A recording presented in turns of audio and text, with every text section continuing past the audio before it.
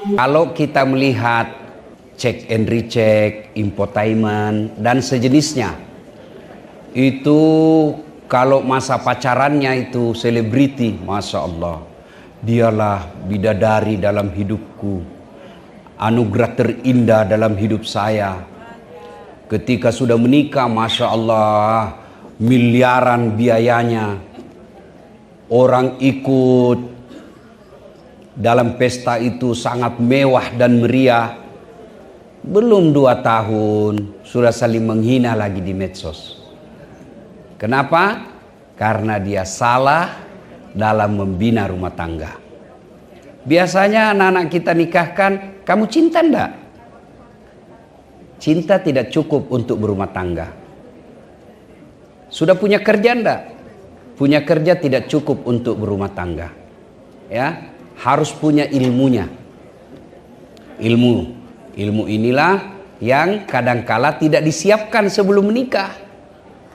Ilmu minimal laki-laki, dia harus tahu bagaimana kondisinya perempuan kalau haid. Itu kalau perempuan kalau haid, jangan ajak ngomong.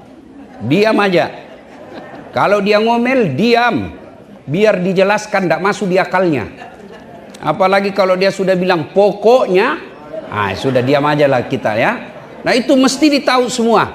Nah ibu bapak saudara-saudara sekalian, tujuan pernikahan itu sering kita ringkas samawa, sakinah, mawaddah, warahmah. Nah kita tidak tahu ini apa itu sakinah, apa itu warahmah. Samawa, sakinah. Sakinah secara harfiah, terjemahan bebasnya ketentraman jiwa. Tujuan pernikahan ketentraman jiwa. Jadi kalau dalam rumah tangga tidak ada ketentraman jiwa, tujuan pernikahan itu tidak tercapai. Dan pernikahan itu untuk mencapai ketentraman jiwa, 2 modalnya. Itu yang tadi sakinah, mawaddah, warahmah. Cinta dan kasih sayang.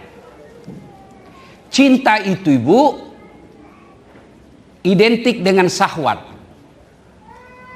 Cinta itu identik dengan tubuh yang mulus. Maka tidak ada pernah kita dapati nenek-nenek cinta-cintaan. Tidak. Apa yang abadi adalah kasih sayang. Itu yang abadi. Kalau cinta itu pasti pudar. Maka dalam menikah, ini bagi adik-adik yang belum menikah, itu kata Nabi, nikahilah seseorang karena 4 perkara. Yang pertama, lihatlah kecantikannya. Li jamaliha, lihat cantiknya. Cantik ini penting, tapi tidak boleh prioritas. Kenapa? Cantik ada batasnya. Cantik itu temporer, ada waktunya. Bapak-bapak, Pak, yang sudah 65 tahun, istrinya 60 tahun, cantik mana istri bapak 40 tahun yang lalu dengan sekarang? Bohong bapak kalau katakan sama. Pasti karena bapak takut sama istri. Bohong pak. Ya, pasti. Jadi perlu itu cantik. Kenapa? Dia hampir 24 jam depan kita. Bangun dia lagi. Mau tidur dia lagi. Pulang kantor dia lagi, sarapan dia lagi, hampir 24 jam depan kita. Jadi kalau jelek pasti cepat bosan. Cantik tidak boleh jadi prioritas. Kenapa? Cantik ada batasnya. Yang kedua, cantik itu subjektif. Menurut bapak cantik, menurut saya belum tentu. Ya kan? Ada laki-laki yang senang hitam-hitam. Ada laki-laki yang senang yang putih. Ada perempuan yang senang yang sawo matang. Ada yang senang yang putih bersih. Ya, maka subjektif. Yang kedua kata Nabi, nikahilah dia karena keturunannya. Penting cari keturunan, tapi tidak boleh prioritas. Orang Jawa katakan, lihat bebet, bibit, popotnya. Ya kan? Tapi tidak boleh jadi pertimbangan utama. Kenapa? Ada orang bapaknya Nabi, anaknya jadi pengkhianat. Nabi Nuh. Ya kan? Ada orang bapaknya pengkhianat, anaknya jadi nabi. Nabi Ibrahim. Iya toh? Penting lihat siapa bapak ibunya, tapi tidak boleh prioritas. Yang ketiga, pilihlah karena kekayaannya. Kaya penting, tapi tidak boleh prioritas. Kaya dia Ustadz. Sampai generasi ke-7 dia tidak akan miskin. Masalahnya, dia generasi ke-8. Ya, maka kaya penting, tidak boleh prioritas. Kenapa? Bisa jadi tahun ini kaya, tiba-tiba bangkrut. Yang keempat, kata Nabi, lidiniha, lihat agamanya. Mahasiswa saya tanya, Ustadz, kenapa agama nomor 4? Mestinya dia nomor 1. Oh, ada dalam bahasa hadis. Betul nomor 4, tapi dia tidak titik di situ. Koma, ada penegasannya. Koma, stabilo, cetak miring, bold, garis bawah. Itu kalau diketik. Kata Nabi, utamakan agamanya, karena dengan agama kau akan dapat semuanya. Untuk mendapat keempat-empatnya, Bu, makhluk langka. Dialah cantik, keturunan baik-baik, kaya pula, bagus pula agamanya. 100 perempuan belum tentu ada 2 orang di antaranya. 100 laki-laki belum tentu ada 1. Kalau ibu tahu ada di Amerika makhluk seperti ini, tunjukkan saya. Saya juga masih mau. Yang banyak kan cantik, tapi akhlaknya kesurupan. Ada lagi akhlaknya bagus, mukanya hancur. Ada lagi kaya, cantik, otaknya yang heng. Iya kan? Maka itulah sebabnya Nabi katakan, utamakan agamanya. Kalau dia miskin, dengan akhlak mulianya tertutup kemiskinannya. Kalau dia jelek, dengan agamanya yang baik akan menutup kekurangan wajahnya. Paling sial, sudahlah jelek, miskin, keturunan orang jahat, tidak bagus lagi agamanya. Memangnya waktu milih merem. Nah, ibu bapak saudara-saudara sekalian, ini modal. Nah, yang banyak jadi masalah sekarang, kenapa rumah tangga banyak yang tidak saling menghormati. Setelah banyak orang curhat sama saya Bu hampir tiap hari curhat, Bu. Banyak sekali orang curhat rumah tangga. Setelah saya pelajari dan survei, salah satu sebabnya karena pacaran. 4 tahun pacaran. Selama 4 tahun pasti ada saling berkhianat. Karena berkhianat, bohong dan lain sebagainya, saling memaki. Kenapa? Tidak ada saling menghormati, tidak ada ikatan. Kebiasaan itu yang 4 tahun saling bohong, saling hina, saling maki, itu yang lanjut setelah menikah. Ada enggak rumah tangga yang enggak pacaran? Banyak. Orang tua dulu enggak ada itu pacar-pacaran. Ketemu bapaknya, sudah besar anakmu ya? Oh iya, anakku juga sudah gadis. Sudah atur nikah. Bahagia. Ada, saya. Itu salah satu sebab saya dekat dengan Ustadz Mutakhir. Karena istri saya dapat di pondok beliau, pengajiannya. Saya pergi ceramah. Jadi saya 7 tahun galau cari istri, Bu. 7 tahun. Akhirnya saya mau pergi ke Malaysia ceramah. Bersama profesor guru saya. Tiba-tiba prof saya berkata, Ustadz kau menikahlah. Tak enak kau nasihat perkawinan baru kau tidak ada istri. Saya bilang, ini orang tak sia juga Prof, tidak harus mati dulu. Ya kan? Oke. Tapi masalahnya, tidak ada ini Prof. Sudah, kata profesor saya, ada sepupu saya hafal Quran di Gorontalo. Oh boleh, kasih kenal saya. Pulang dari Malaysia kita kenalan. Baik, pulang dari Malaysia saya lagi mengajar, tiba-tiba masuk SMS beliau. Belum ada WhatsApp waktu itu. Ustadz, kita pergi ke acara nikah massal. 40 pasang Bu. Pergilah saya. Tidak ada undangan untuk ceramah. Saya hanya hadir untuk menemani profesor saya. Duduk saya, tiba-tiba bapaknya Ustadz Mutakhir sambutan. Ustadz Arif. Terima kasih kepada Ibu Haji Nadirah yang banyak membantu pesantren ini. Saya bisik profesor saya. Penny Haju namanya. Prof, siapa itu? Satu-satunya perempuan yang disebut ucapan terima kasih. Oh itu ibu yang banyak membantu pesantren. Itu ada anaknya di Gontor, hafal Quran. Wih, kasih kenal saya Prof. Dia bilang, Prof, bagaimana sepupuku? Mana saja yang cepat Prof. Ini kisah nyata saya Bu. Ya, sudah, saya kenalan sama itu Ibu. Hari Sabtu, hari Ahad.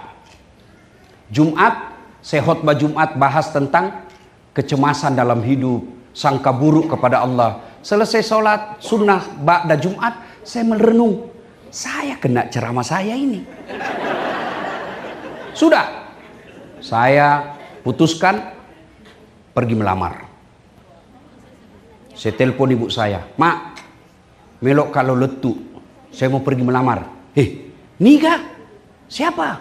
Ada penghafal Quran ini. Napuji moko kah? Dia suka kamu kah? Makanya mama doakan saya.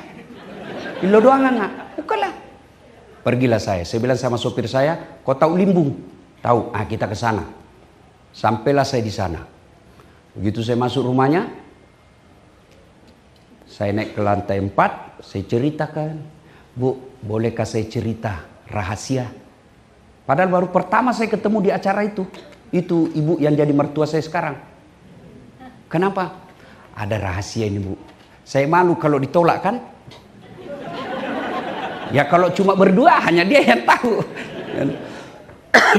Ceritalah saya berdua. Sudah cerita siapa saya, cerita-cerita. Lalu saya sampaikan, waktu itu belum ada YouTube saya. Belum ada akun saya. Bu, saya dengar Ibu Haji ada anaknya di Gontor 2 penghafal Quran. Oh iya, ada itu anak saya. Alhamdulillah. Langsung saya bilang, Bu, saya ini niat Ibu Haji, saya mau lamar anaknya Ibu. Apa kata Ibu itu? Alhamdulillah, doa saya ketika umroh diijabah Allah. Memang ketika saya umroh saya berniat berdoa di depan Baitullah, ya Allah, kalau ada orang yang suka anak saya dan baik agamanya, saya terima. Langsung dalam hati saya, aman. Ya, bagus agama saya merasa baiklah agama saya ini, karena saya penceramah. Kalau dibilang baik kerjanya, saya mundur. Lalu dia bilang, cuma anak saya ada 2, Ustadz, yang mana? Saya bilang, terserah Ibu yang mana. Cuma kalau saya tidak ada masalah Ustadz. Cuma kan saya ibunya, masih ada bapaknya ada di Singapura. Saya bilang, jadi bagaimana? Tenang Ustadz, soal bapaknya saya punya urusan. Dalam hatiku masuk gigi 2. Ya kan? Sudah aman situ. Udahlah. Lalu dia bilang, Ustadz, lihat dulu anak saya. Lihat dulu. Saya bilang, tidak usah Ibu. Kenapa? Nanti Ustadz tidak suka. Tidak usah Ibu. Kenapa saya tidak perlu lihat? Karena saya lihat fotonya bapaknya gagah. Di ruang tamu fotonya bapaknya cakep. Mamanya depan saya juga cantik. Saya bilang, tidak jauh-jauh lah dari sini nih. Kan? Buah jatuh tak jauh dari pohonnya. Ya kan? Kecuali yang dibawa kelelawar, ya jauh itu dia.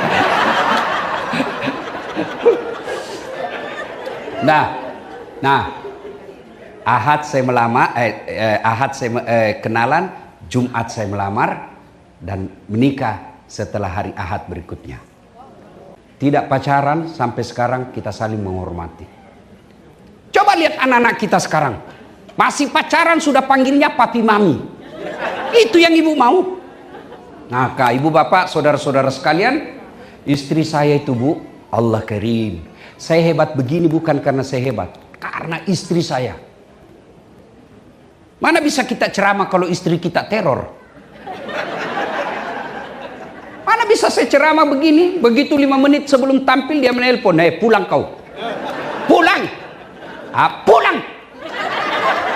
Kenapa? Kesetrum istri anakmu. Itulah fungsinya istri, memberikan ketentraman jiwa. Istri saya bu, boleh kalau ada ibu tahu ke tetangga saya biasa malu.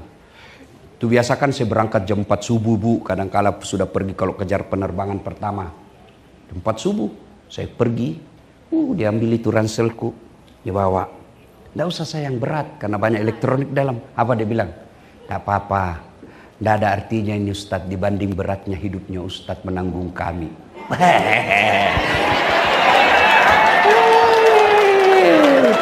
Masya Allah. Saya naik mobil, itu pasti dia cium dulu tanganku. Sudah itu dia cium jidatku. Sudah itu mata kiri lagi, mata kanan lagi. Ini agak lama. Allah karim. Wallah Pak. Tiap hari semalam menikah, meskipun semalam saya bertengkar. Pasti itu. Biasa saya malu-malu sama tetangga, sama sopirku. Sudah itu cukup? Tidak.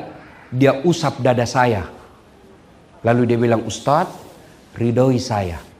Meskipun semalam saya bertengkar. Bohong saya kalau tidak pernah bertengkar. Pernah juga. Tapi ketika saya mau pergi, hilang itu rasa pertengkaran. Kenapa? Belum tentu saya bisa hidup kembali ke rumah. Ustadz, ridhoi saya. Ridhoi saya. Dia tidak akan tutup pintu mobil sebelum saya bilang, iya, saya ridhoi kau sayang. Lalu dia bilang, ku lepas di kau pahlawan.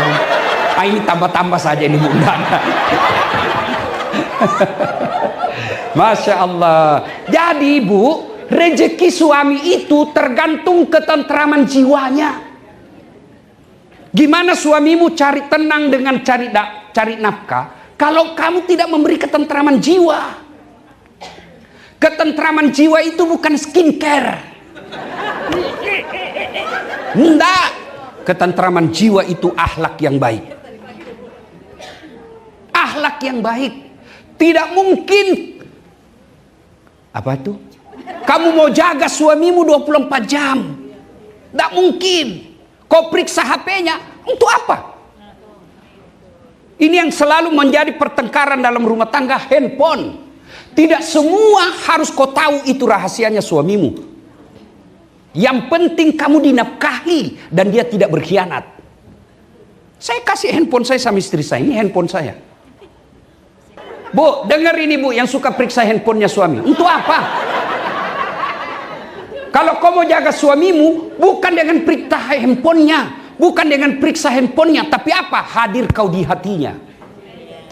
Gimana kau hadir di hatinya kalau kau tidak hormati orang tuanya? Gimana kau hadir di hatinya kalau kau kasar ngomong? Gimana kau hadir di hatinya kalau anaknya kau tidak urus? Saya mewakili perasaan laki-laki dan pasti semua sama. Bu, ibu mau tahu enggak ketentraman jiwa seorang suami? Dia pergi cari nafkah, masuk WhatsApp istrinya. Bang, ini saya lagi ngajar hafalan Quran. Anak kita, alhamdulillah, ini si bungsu sudah Iqra 2. Itu suamimu dalam hatinya, ndak rugi saya menakik cari nafkah. Biar saya setengah mati cari nafkah, ternyata istriku baik. Bagaimana suamimu mau tentram jiwanya telepon? Di mana kau? Salon. Di mana kau? Di mall. Di mana kau? Lagi jogging. Di mana kau? Banyak sekali tanya-tanya ini. Pulang di rumah, mestinya sudah siap makanannya, tidak kau siapkan. Jangan marah ya bu, jangan marah. Ini gunanya dakwah. Supaya ada perubahan di antara kita. Kalau orang kaya, mewah rumahnya, apa aja bisa dibeli, tiap hari bertengkar, paling tidak hartanya tertukupi. Lalu kita cuma jauh, kerja juga ala kadarnya, gaji hanya untuk operasional sehari-hari, bertengkar tiap hari. Kapan kau bahagia? Yang herannya lagi, bertengkar, hamil lagi.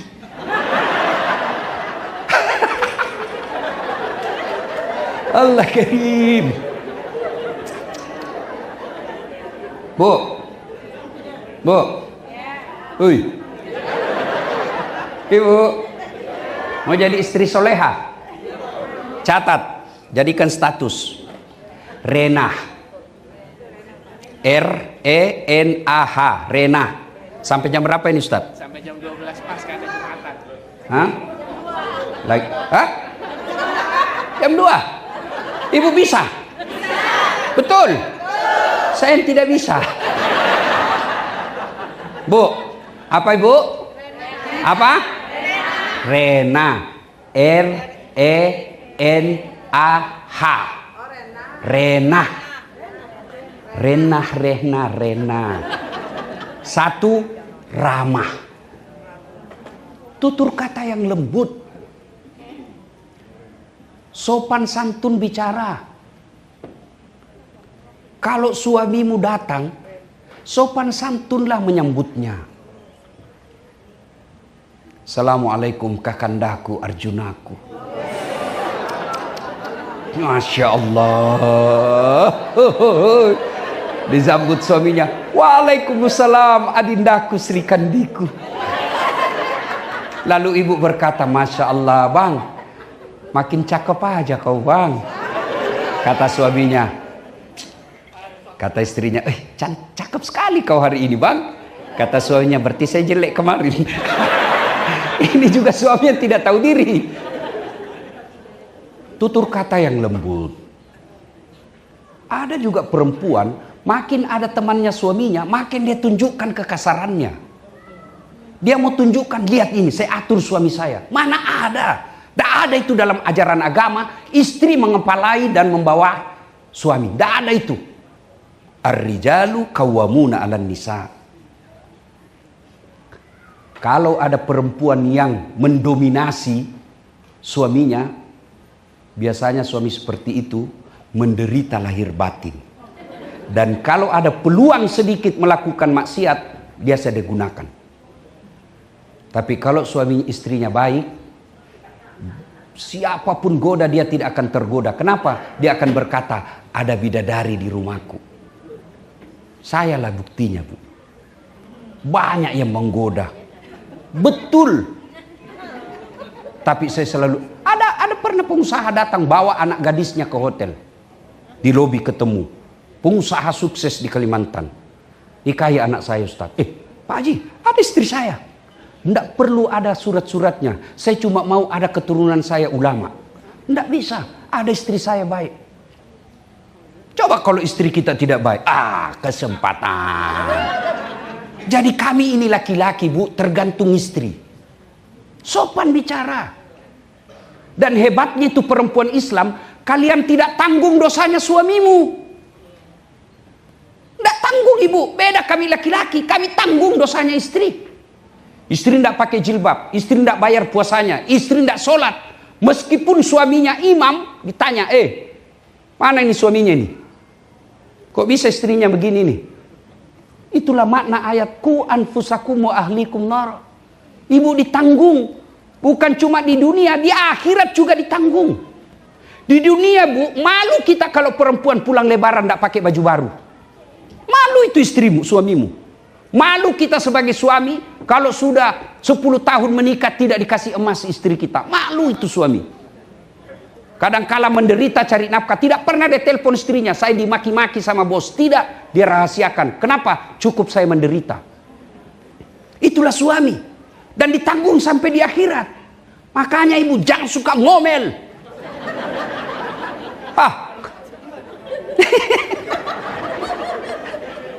Bu,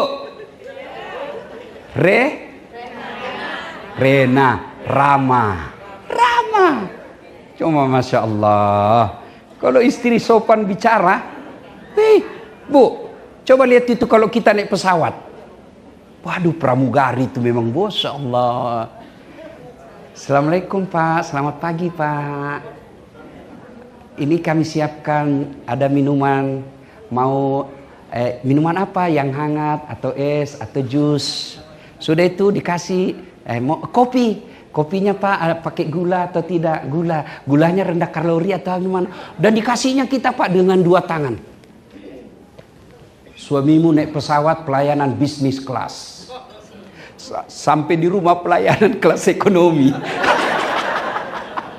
Ya, minimal kalau kita tidak bisa bahagiakan suami dengan kecantikan wajah kita, perbaiki akhlak. Akhlak itu tutur kata yang lembut. Betul Pak? Betul Pak? Dengar itu. Tutur kata ramah.